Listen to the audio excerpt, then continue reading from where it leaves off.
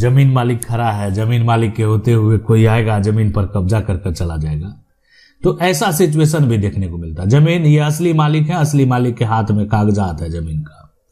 अवैध कब्जा देखें ये किए हुए हैं, ये घेरावा भी कर लिए, ये आ रहे हैं, बोल रहे हैं, लेकिन ये कुछ कर नहीं पा रहे हैं। अब आप कहेंगे क्या करेंगे, ये मारपीट करेंगे। तो मारपीट करेंगे तो समस्या उत्पन्न होगा, अपराध है, किसी को चोट लग सकता है। तो ये क्या जायज है? बिल्कुल ऐसा नहीं करेगा आपको मारपीट करने के लिए। ये जो व्यक्ति है इनका जो जमीन पर कब्जा है 20 साल से कब्जा है। अब 20 साल से ये जमीन का उपयोग कर रहे थे। अब देखें समय पर यहाँ पर केस जो है ये जो महत्वपूर्ण बात है ना, ये जानना बेहद जरूरी है। जमीन कब्जा विवाद में एक धारा देखने को मिलेगा, धारा 27। अब ये कहेंगे कि धारा 27 कहां से है? देखें हम आपको बता दें कि बात करेंगे लिमिटेशन एक्ट की। लिमिटेशन एक्ट 1963 और जो कि धारा जो 27 है, धारा 27 ये सीधे आपका जो जमीन है उस जमीन से जुड़ा हुआ है। ये सीधे आपका जो मकान है उस मकान से जुड़ा हुआ है। ये सीधे आपके पास जो संपत्ति है उस संपत्ति से जुड़ा हुआ है। तो ये उससे संबंधित जो है ना आपके अधिकार हैं, ये आपके अधिकार से जुड़ा हुआ है। और ये हो सकता है कि अब जो है ना आप अपना सबसे जो बड़ा हक है वो खो देंगे। यानी आप अगर ये सोच रहे हैं ना कि आपका जो हक है ना वो आप हक वो खो देंगे। एक गलती की वजह से आप अपना हक जो है वो खो देंगे, ये बात आप समझ लें।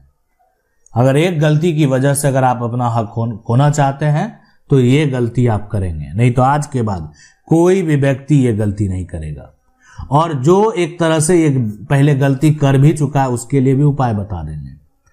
उनके मन में भी चल रहा होगा कि ये तो मेरे साथ हो गया, अब हम क्या करें, हम कैसे बच सकते हैं, क्या मेरे लिए उपाय है, क्या जो है हम इस एक तरह से दलदल से निकल सकते हैं। तो देखें जमीन कब्जा विवाद हर जगह देखने को मिलेगा। कोई है परिवार का लोग है जबरन कब्जा करके रखा हुआ है, परिवार का हिस्सेदार है और जबरन कब्जा कर लिया, नहीं ये हमारा हिस्सा होगा, हिस्सा तय ही नहीं हुआ तो उसका हिस्सा कैसे होगा, लेकिन फिर भी जबरन कब्जा किए हुए। अब क्या कर सकते हैं, या तो उसके साथ मारपीट करेंगे, या मान लेते हैं अगर सही आदमी है तो वो आपको हिस्सा दे देगा, ऐसे ही हिस्सा दे देगा। लेकिन बीच में जैसे होता है दादागिरी करना, वर्चस्व दिखाना, तो ऐसे व्यक्ति ज्यादा दिन तक नहीं चलते हैं। उनका एक समय होता है, पर उसके बाद जो है वो धीरे धीरे वैसे करने के चक्कर में जो है अपना समय बर्बाद भी करते हैं और समय रहते धीरे धीरे बर्बाद भी हो जाते हैं। अब है कि लेकिन समस्या आपके साथ भी उत्पन्न वो कर ही देते हैं, इसलिए कि विवाद जैसे ही कानून में जाएगा, न्यायालय में जाएगा, तो आपको भी एक तरह से उसमें न्यायालय में जाना पड़ेगा। अगर कोई भी संपत्ति है उस पर जो कब्जा पाने के लिए जो मुकदमा दायर करने की सीमा अवधि जो है समाप्त हो जाती है, उस संपत्ति पर मालिकाना हक का जो अधिकार है वो अधिकार भी समाप्त हो जाता है। मतलब साफ है कि सिर्फ जो यहां पर अगर देखा जाए तो सिर्फ जो केस की अगर बात करें तो केस जो है वो लेट नहीं हुआ, सिर्फ केस जो है लेट नहीं हुआ, बल्कि जो मालिकाना हक है ना, यहां पर मालिकाना हक ही वो क्या होगा, खत्म हो गया।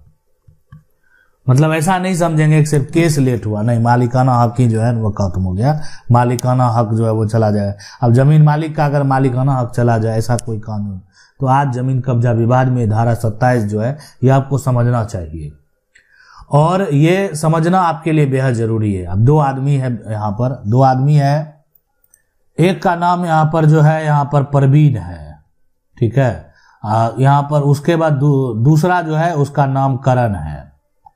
अब परवीन है और करण है, दो आदमी है यहाँ पर। तो परवीन क्या किया है कि ये जमीन के मालिक है, इनकी खतियानी जमीन है, यहाँ पर खतियानी जमीन है। अब ये किसी को जमीन यूज करने के लिए दिए, मतलब कि ठीक है जमीन का उपयोग करो, कोई दिक्कत नहीं है, ये जमीन के असली मालिक नहीं है। अब ये धीरे धीरे क्या किया कि अवैध कब्जा कर लिया, अब बोल रहा है कि जमीन हम नहीं खाली करेंगे, मतलब उन्होंने धीरे धीरे क्या किया, अवैध कब्जा कर लिया, ठीक है। तो ऐसे सिचुएशन, ऐसे कंडीशन जो है उत्पन्न आपको देखने को मिलेंगे। बात स्पष्ट है कि ये परवीन जो है ना वो जमीन का असली मालिक है और करण जो है उस जमीन पर अवैध कब्जा कर लिया है।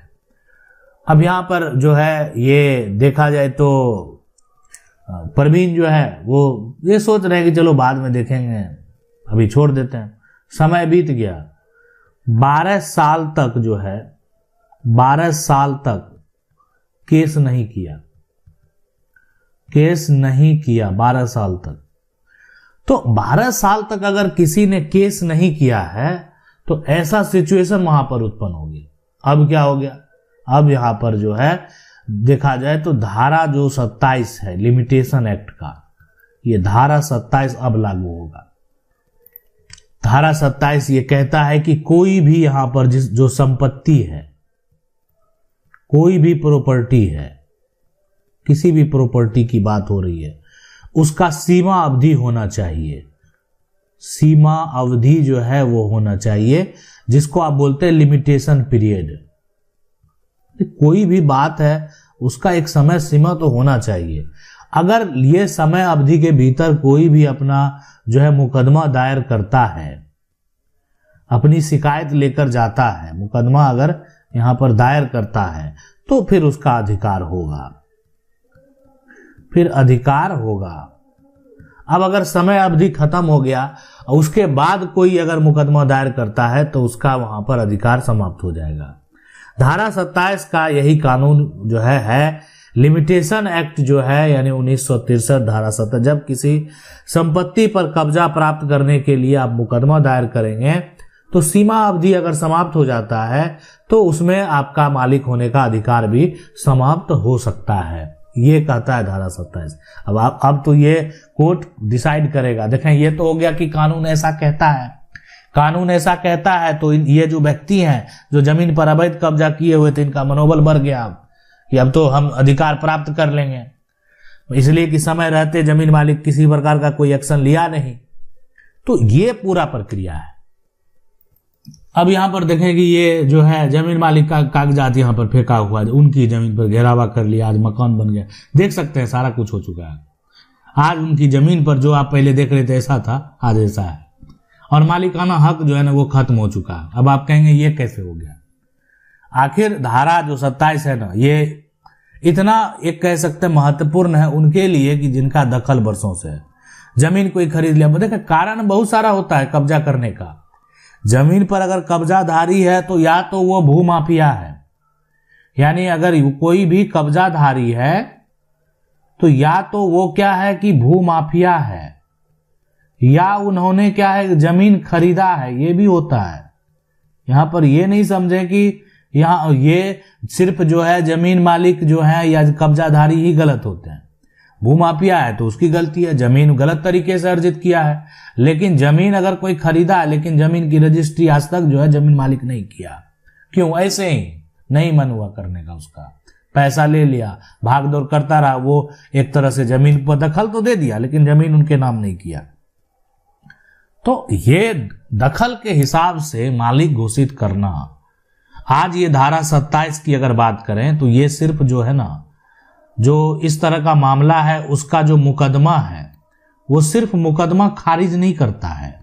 ये बात तो स्पष्ट लेकर जाएगा कोई, देखे मेरा मकान बने हुए आज 20 साल हो गया, तो ये सिर्फ जो है मुकदमा खारिज नहीं करता। मालिक जो है ना, मालिक का अधिकार ही समाप्त कर देता है। अधिकार ही जो है यहां पर समाप्त जो है ये यहां पर कर देता है। और जब मालिक का अधिकार ही समाप्त हो जाएगा तो ये अधिकार तो दूसरे को मिल गया। और ये सारा कुछ होता है यानी प्रतिकूल कब्जा, जिसको आप बोलते हैं एडवर्स पोजीशन, एडवर्स पोजीशन के आधार पर। एडवर्स पोजीशन का जो सिद्धांत है उसी के आधार पर हुआ। लंबे समय तक आप चुप रहे, ये आपकी एक तरह से विफलता है। तो इसलिए ऐसा नहीं है कि कब्जा जो करने वाले हैं उसके लिए नियम नहीं, उसके लिए कानून नहीं, उसके लिए अधिकार नहीं, लेकिन यहाँ पर वैसे कब्जा करने वाले कौन लोग? गलत तरीके से कब्जा हो गया। और जो कब्जा है शांतिपूर्ण है, उसका मतलब है उसमें किसी न किसी प्रकार का कोई राज छिपा हुआ है। जमीन पर बहुत लोग तो ऐसा करते हैं कि जमीन अब आपका पैसा ले लिए, जमीन भी दे दिए, लेकिन जमीन की उन्होंने रजिस्ट्री नहीं की, या किसी कारण बस उनकी मृत्यु हो गई, बहुत तरह के कारण होते हैं। तो ये सारा सिचुएशन कंडीशन देखने के बाद ही निष्कर्ष एक तरह से दिया जाता है कि आखिरकार इसमें क्या होना चाहिए, कैसे होना चाहिए। अब आपके लिए बहुत सारे सवाल हैं। शायद ये हो सकता है कि आपके मन में जो है चल रहा होगा कि आपका जमीन पर जो है, यानी आपका सरकारी जमीन पर कब्जा है, सरकारी जमीन पर कब्जा, तो क्या करें ऐसे सिचुएशन में? क्या हम इससे बच सकते हैं? और आखिर बचने का, कुछ टाइम लेने का उपाय क्या है?